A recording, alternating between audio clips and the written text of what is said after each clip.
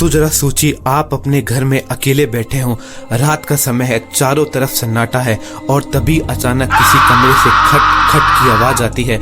आप उठकर धीरे से उस कमरे की ओर जाते हैं। दरवाजों को जैसे ही खोलते हैं और अंदर कुछ ऐसा दिखता है जिसके बाद आपकी जिंदगी अब पहले जैसी नहीं रहती। आज की इस वीडियो में हम आपको 4 ऐसी डरावनी घटनाओं के बारे में बताएंगे जो कि हकीकत में हुई थी। और दोस्तों, चेतावनी यह है कि वीडियो को देखने के बाद आप रात में लाइट को बंद करने के बारे में सोचेंगे भी नहीं।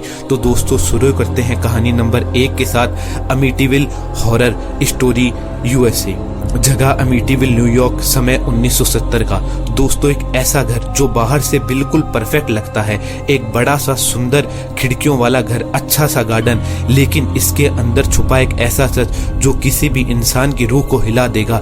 अब शुरुआत होती है इस घर की कहानी के पीछे कुछ ऐसी कि इस घर में एक बहुत ही भयानक घटना हुई थी जिसमें एक लड़के ने रात में अपनी पूरी फैमिली को गोली मार दी थी। जब पुलिस ने उससे पूछा कि तूने ऐसा क्यों किया, तो उसने सिर्फ एक लाइन बोली, मुझे आवाजें आती थी, किसी ने मुझे करने को कहा था। और दोस्तों, अब उसके बाद इस घर को लोग साबित मानने लगे और फिर नई स्टोरी चालू होती है इस घर में एक नई फैमिली के आने के साथ। दोस्तों, कुछ समय बाद इस घर में एक नई फैमिली आई जिसका नाम था लड्स फैमिली। उनको यह घर बहुत ही कम दाम में मिला था। उन्हें लगा कि उनकी किस्मत बहुत अच्छी है जिनसे उन्हें ये घर बहुत सस्ते दाम में मिला। लेकिन जब भी कोई चीज़ सस्ती मिलती है तो उसके पीछे कोई ना कोई वजह जरूर होती है। अब शुरुआत होती है अजीब घटनाओं की। पहले के कुछ दिन बहुत आराम से बीते, लेकिन कुछ दिनों के बाद रात के 3:15 पर घर के मालिक जॉर्ज लट्स अचानक नींद से जाग जाते हैं। और दोस्तों, ये सिर्फ एक दिन नहीं हुआ, बल्कि वह हर रात बिल्कुल 3:15 पर अचानक उठने लगे।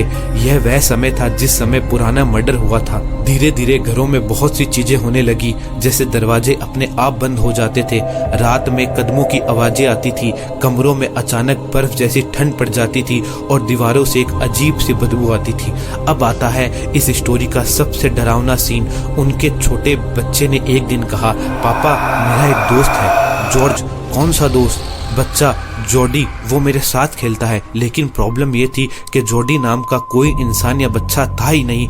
और एक रात माँ ने देखा कि बच्चे के शरीर पर खरोंच के निशान थे। बच्चा रोते हुए बोल रहा था, मम्मी, मुझे किसी ने पकड़ रखा है। और एक रात उनकी सीढ़ियों पर एक काला साया दिखाई दिया जो धीरे धीरे ऊपर की ओर जा रहा था। उसी रात घर के अंदर एक अजीब चीजें होने लगी और लड्स फैमिली ने यह फैसला लिया कि अब वो एक रात भी इस घर में नहीं रहेंगे। और मात्र 28 दिनों के अंदर उन्होंने ये घर छोड़ दिया। दोस्तों, इस घर की कहानी इतनी मशहूर है कि इस पर फिल्म भी बन चुकी है और आज भी लोग ये सोचते हैं कि क्या ये घर सच में स्थापित है। अब बात करते हैं स्टोरी नंबर 2 की। बेला इन विच एल्म। जगह इंग्लैंड। समय 1943 का।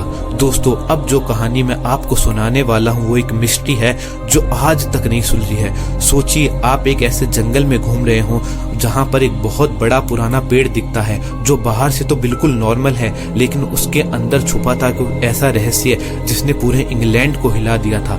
आखिर घटना क्या हुई थी? 1943 में कुछ लड़के जंगल में खेल रहे थे, तभी उन्हें एक पेड़ दिखा जिसके अंदर का हिस्सा बिल्कुल खोखला था। क्यूरियोसिटी के कारण एक लड़के ने पेड़ के अंदर झांका और अगले ही सेकंड उसकी सांस रुक गई। पेड़ के अंदर एक इंसान की खोपड़ी थी और वहां एक पूरा स्केलेटन था जो पेड़ के अंदर फंसा हुआ था। जांच में ये पता लगा, पुलिस इन्वेस्टिगेशन में ये बात सामने आई कि ये एक महिला थी और उसकी मौत बिल्कुल नेचुरल नहीं थी और उसकी बॉडी को जानबूझकर वहां पे छुपाया गया था। लेकिन दोस्तों, शुरुआत आती है अब ट्विस्ट की। सबसे डरावनी बात यह है कि कुछ महीनों बाद उस शहर की हर एक दीवारों पर एक लाइन लिखी मिली, who put Bella in the witch elm, यानी कि बेला को उस पेड़ में किसने रखा था। अब सवाल ये था कि बेला कौन थी, उस पेड़ के अंदर क्यों रखा गया था और लिखने वाला कौन था। ये केस आज तक अनसॉल्व है। दोस्तों, सोचिए, एक पेड़ जो बस पेड़ लगता है लेकिन उसके अंदर एक लाश का राज छुपा है। ये हॉरर नहीं तो और क्या है। नंबर 3 पर एलिसे मिशेल एक्सोर्सिज्म। समय 1970। दोस्तों, ये कहानी सबसे ज्यादा डरावनी नहीं बल्कि सबसे ज्यादा दुखद और डिस्टर्बिंग भी है। एलिसे मिशेल एक नॉर्मल लड़की थी, हंसती थी, पढ़ती थी, अपनी जिंदगी जी रही थी। लेकिन धीरे धीरे उसकी लाइफ एक नाइटमेयर बन चुकी थी। आखिर शुरुआत कैसे हुई? उसे अचानक सीजर्स आने लगे। डॉक्टरों ने कहा कि ये मिर्गी हो सकती है, लेकिन दोस्तों समय के साथ उसके बिहेवियर में एक अजीब सा बदलाव आने लगा। वो चर्च के अंदर जाते ही घबराने लगती थी, धार्मिक बातें सुनकर चिल्लाती थी, उसकी आवाजें बदल जाती थी, वो खुद को हर्ट करने लगती थी, कई घंटों तक रोती और चीखती रहती थी। उसके पेरेंट्स को लगा कि वो पोजेस्ड है। अब शुरू हुआ एग्जॉर्सिज्म। चर्च ने एग्जॉर्सिज्म अलाउ किया।